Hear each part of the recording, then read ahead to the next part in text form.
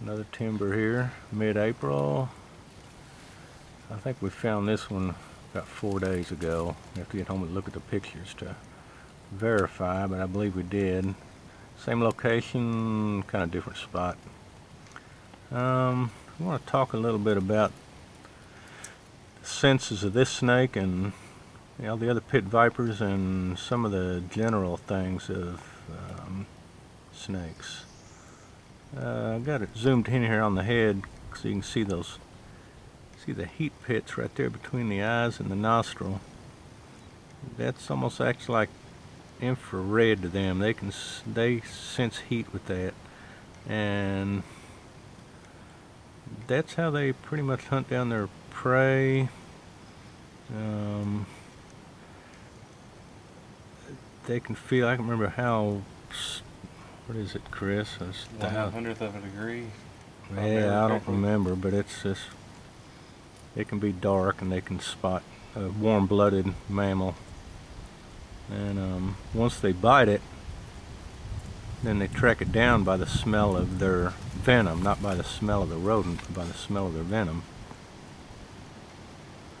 And another interesting thing about this animal is, we can't really open its mouth or get this animal to say ah, but if we could see inside its mouth, it's got an organ at the top, the roof of his mouth, called the Jacobson organ, and that's what processes all the scents that this animal picks up on his tongue.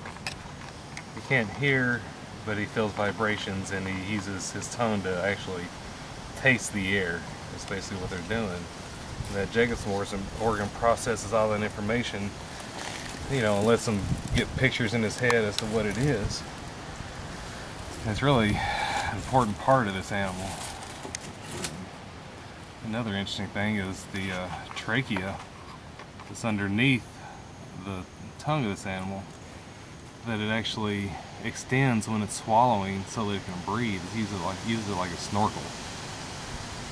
And that allows this animal to swallow and breathe at the same time. Sometimes it can take 20-30 minutes to swallow prey.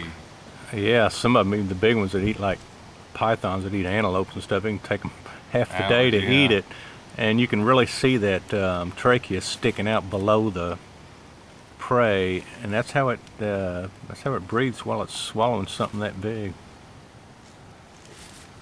Snakes shed several times a year. The older they get, the less they shed because the less they're growing, but they shed more often when they're babies.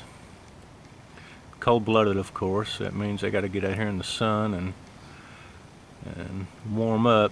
It got down in I got like 40 last night, I think, and it's going to top out at 70 to 73 today. So this one was out just catching some little sun when we came upon it. They got to use that heat to digest the food they have. If they don't have the heat, they can't digest, and they have problems after that. Yeah, that's right. Yeah, that's something else, Chris. When these snakes go into hibernation, any snakes before they go into hibernation, they quit eating at least a couple weeks before they hibernate, because it's in the 50s in their den, and that's not warm enough for them to digest the food. So that food was sitting there and literally rotting their stomach, and it would kill them. Nobody wants that. Nobody wants that, especially these precious little timbers. Can you zoom in on that eyeball? Talk about the vertical slit, again. The vertical pupil. Yeah, it's typical of all the pit vipers. It's just a neat looking eyeball, I think. And it,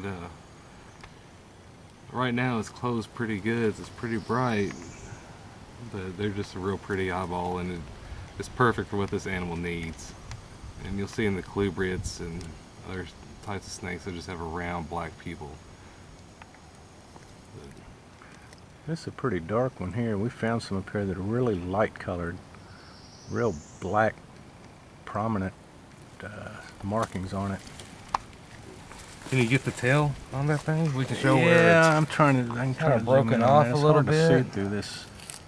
I don't know if you can get that in, but it's got 3 full buttons, and then the 4th one is broken off. You can see it's busted up. And that's pretty common with these animals. He's pretty loud for that little bitty rattle there. See if you can get him to rattle, Chris. I think he's kind of got used to this. Yeah, When it's we hard to even first get came him to on- rattle, and I'm not. This camera isn't. 16 inches maybe. Yeah, maybe. Yeah, foot and a half away from it, and he's not. I mean, anytime we. I mean, if anything, he would go the other way. He's not coming towards us. Not trying to strike. Yeah, hadn't really showed any sort of sign of aggression. Just wanted Yeah, to get away. yeah. Of course, it is still a little chilly out here too. It's probably not heated up to full capacity. True. He'd nail us if he could, I'm sure. These do give live birth, and that's one thing with these timbers. They have to be average 7 to 10 years old before they breed for the first time. And the females will only breed a few times in their life. They have live babies, and that's why when you just kill a few of these, it really hurts the den site.